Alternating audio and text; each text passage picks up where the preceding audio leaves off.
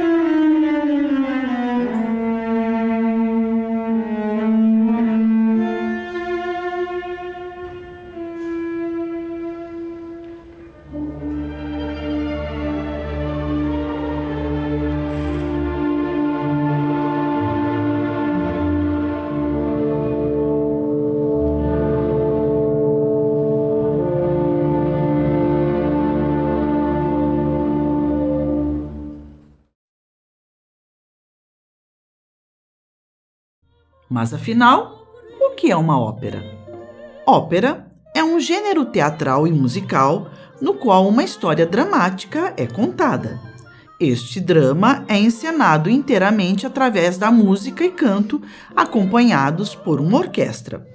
A ópera permite combinar diversas artes, como poesia, atuação, dança e cenografia.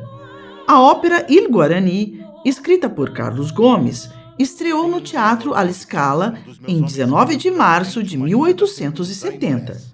A Orquestra Sinfônica de Santo André apresenta o projeto de micronarrações sinfônicas, lúdicas e adequadas à linguagem atual da internet, contando o enredo da ópera em apenas 7 minutos.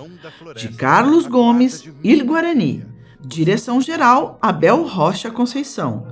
Direção de arte, Luiz Almeida. Rosana Lamosa, Cecília. Paulo Mandarino, Peri. Leonardo Neiva, Gonzales. Saulo Javan, Dom Antônio. Anderson Barbosa, Coro da Cidade de Santo André e Orquestra Sinfônica de Santo André. Realização: Prefeitura de Santo André.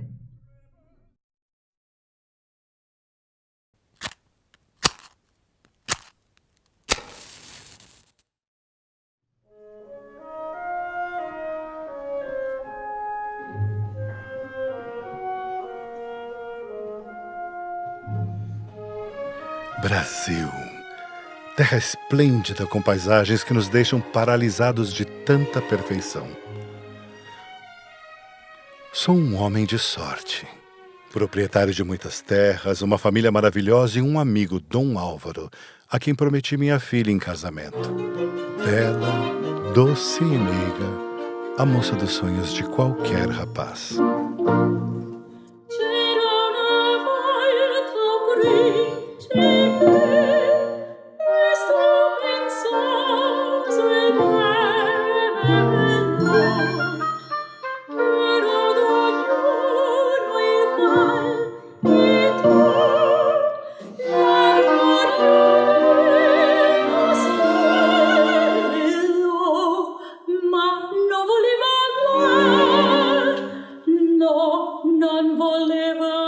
Em um dia normal de caça, um dos meus homens feriu por acidente uma índia da tribo dos Aimorés. Fui informado então por um jovem índio da tribo dos Guaranis, Peri, que os Aimorés tramavam vingança contra nós. Em razão desta ameaça, confiei a esse leão da floresta a guarda de minha filha, por sua coragem e valentia.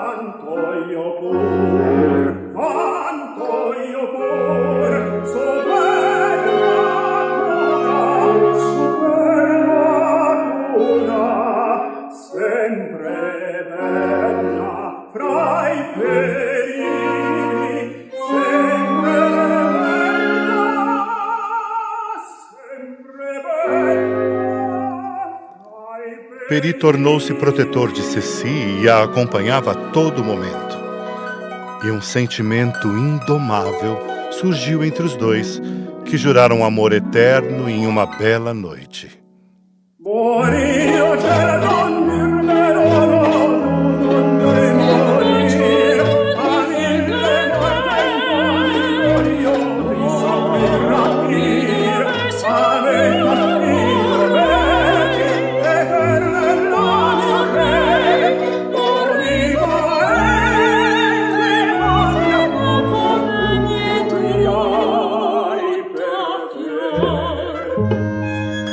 Numa noite, meu fiel capataz Gonzales e mais alguns funcionários faziam vigília nos portões da fazenda. Eu confiava a proteção da minha casa a Gonzales, mas o que eu não podia imaginar era que ele desejasse Ceci ardentemente e estivesse tramando contra mim. Senza tetto, senza cura, vita abbiamo nel gioir, vita abbiamo nel gioir, vita abbiamo nel gioir, gioir. Gonzales, com promessas de ouro aos outros capangas, os convence a ajudá-lo a raptar Ceci naquela noite enquanto ela dormia. Mas Quando ele entrou no quarto de Ceci, foi surpreendido pela flecha de Peri e fugiu rapidamente. Peri gritava que Gonzales era um traidor. Nesse momento de confusão, a tribo dos Aimorés invade o castelo e leva Peri e Ceci como prisioneiros. Eu e Dom Álvaro fomos resgatados.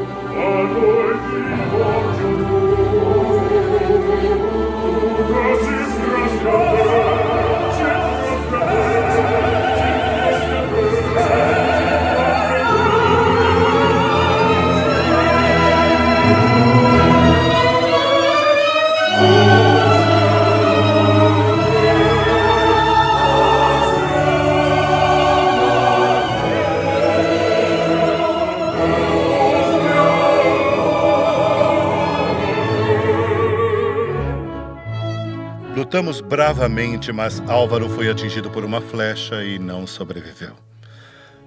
No entanto, conseguimos salvar Ceci e Peri e regressar ao castelo. Gonzales não havia desistido de seus planos e retornava com seus capangas para mais um ataque. Pedi então a todos que abandonassem o castelo. Peri deveria levar depressa Ceci para longe e assim abençoei o amor dos dois e sua união. Mori, honraggio splendere, vie Peri di fede, degli avi nostri all'unico nome, e si prostra e crede.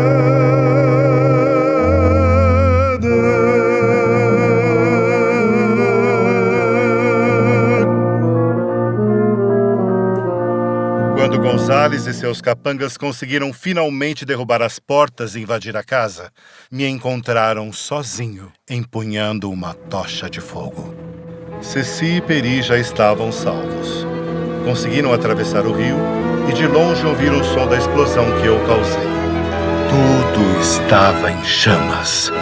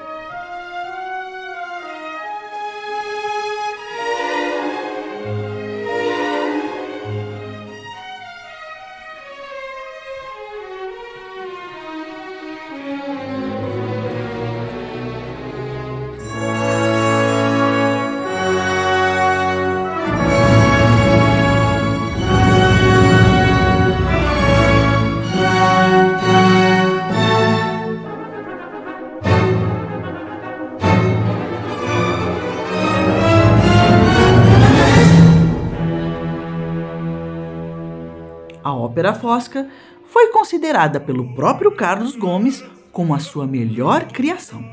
Ela traz uma orquestração densa e sombria, que reflete o peso da profundidade psicológica da protagonista Fosca. É considerada uma obra inovadora para a tradição operística italiana da época. O libreto é de Antonio Ghislanzoni. Apresentamos mais uma micro-ópera do projeto sinfônico e lúdico da Prefeitura de Santo André. Participaram direção-geral e curadoria Abel Rocha, direção de arte Luísa Almeida, elenco Giovanni Tristacchi Paolo, Fosca Marli Montoni, Délia Jéssica Leão, Câmbaro Johnny França, Gajolo e narração Saulo Javan, arranjo Edson Pisas, edição de som Fábio Escuculha, roteiro Noemi Burba. Coro da cidade de Santo André e Orquestra Sinfônica de Santo André.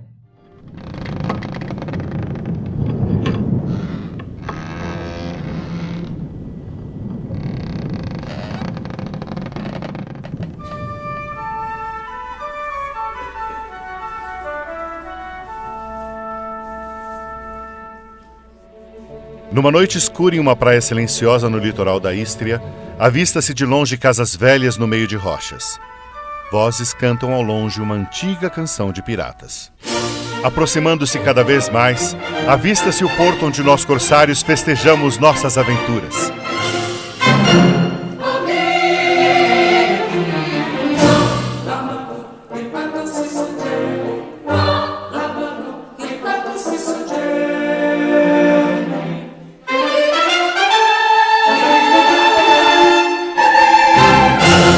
Estávamos no aguardo de um importante cidadão veneziano que viria pagar pelo resgate de seu filho Paulo, nosso prisioneiro.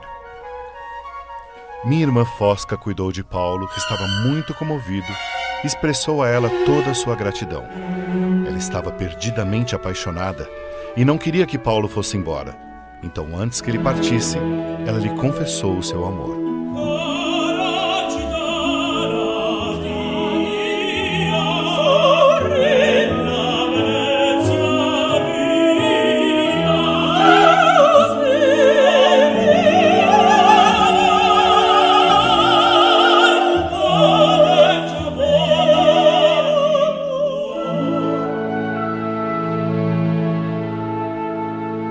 Paulo contou então a Fosca que era noivo de Délia e que em breve iriam se casar. Fosca, sentindo-se rejeitada, jurou vingança. Cambro, nosso escravo, era apaixonado por Fosca e incentivou essa vingança. Prometeu ajudá-la raptando Délia e Paulo no dia do casamento.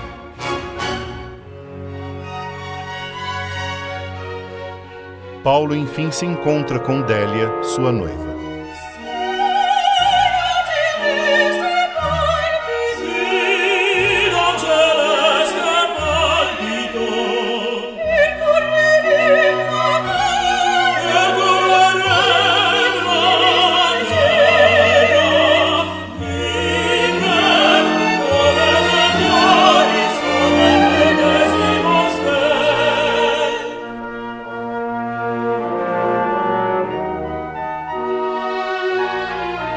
Os dois, muito apaixonados, juram um amor eterno e acreditam que em poucos dias estarão unidos para sempre.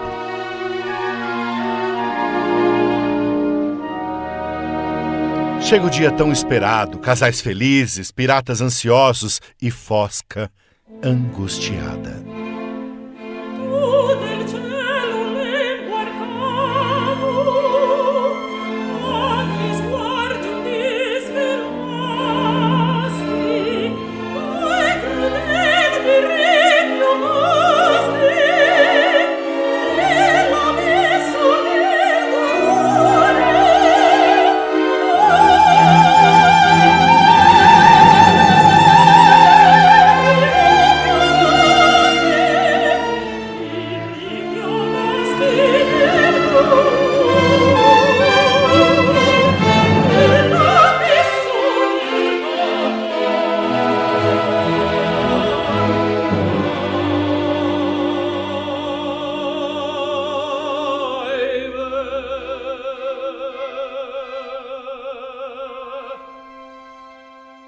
Quando a celebração dos casamentos começa, Cambro dá o sinal e os piratas colocam seu plano em ação. Noivos e convidados lutam com os corsários. Cambro sequestra Délia e Paulo e, nessa confusão, os venezianos me levam como prisioneiro. Juraram me matar se os corsários não devolvessem Délia e Paulo.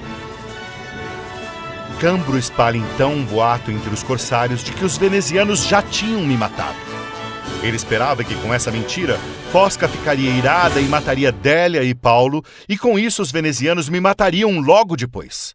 Cambro acreditava que com esse plano, Fosca se casaria com ele, e assim ele se tornaria o novo capitão dos 7 mares.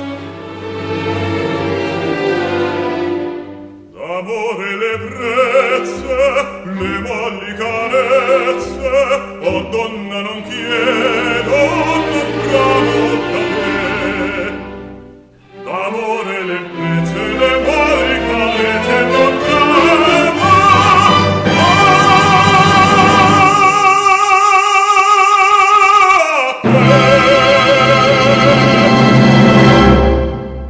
Apelei ao Conselho de Veneza para que me deixassem conversar com os corsários e garanti que Délia e Paulo seriam libertos. Se eu não conseguisse, me entregaria em cumprimento à minha palavra. Quando cheguei até o navio, os corsários que faziam a vigília me contaram que aquele traidor do Cambro pretendia. Um golpe de espada, e Cambro pereceu aos meus pés.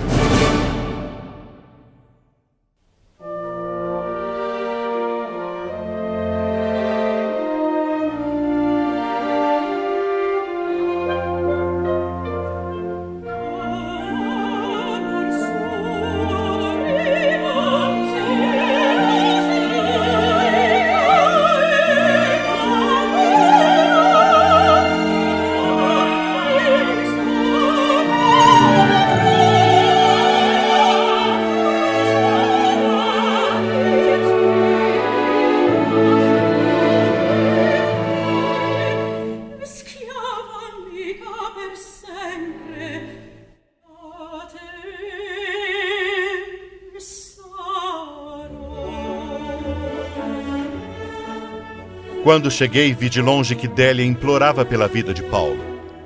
Fosca entregava a ela um copo com veneno, dizendo que se o amava tanto, deveria morrer em seu lugar. No momento em que Délia iria beber o veneno, gritei: "Libertem os prisioneiros!"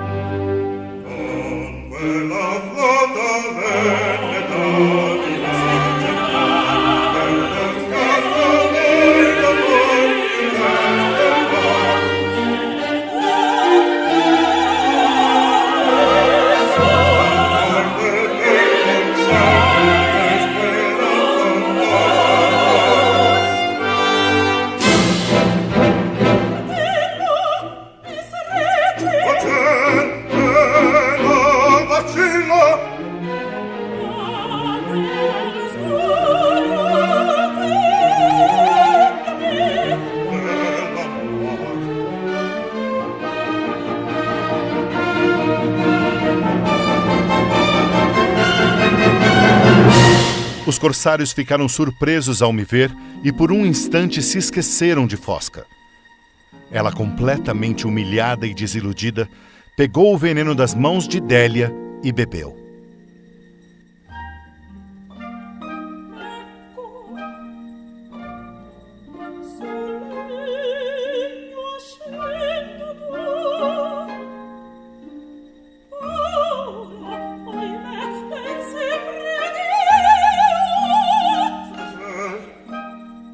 Fosca, sentindo que suas forças estavam no fim, me pediu que a ajudasse a se levantar e se despediu do seu amado.